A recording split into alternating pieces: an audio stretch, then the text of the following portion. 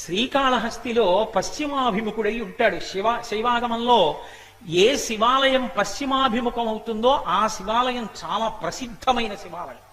పశ్చిమ దిక్కుని చూసిందనుకోండి శివలింగం, చాలా చాలా గొప్పది ఆ శివాలయం. సజ్జోజాత ముఖంతో ఉంది అని గుర్తు. సజ్జోజాత అఘోర తత్పురుష వామదేవ ఈశానములుగా 5 ముఖములు కదూ. అందులో పశ్చిమాభిముఖమైనటువంటి శివాలయం అంత గొప్పది.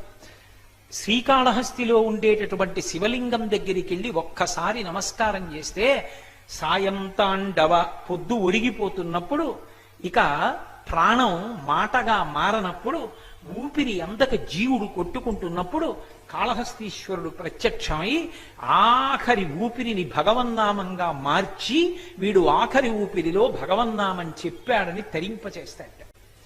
అందుకే సాయంతాండవ, పొద్దు వాలిపోతున్నప్పుడు ఉపకారం చెయ్యగలిగినటువంటి లక్షణం ఉన్నటువంటి వాడు. అందుకే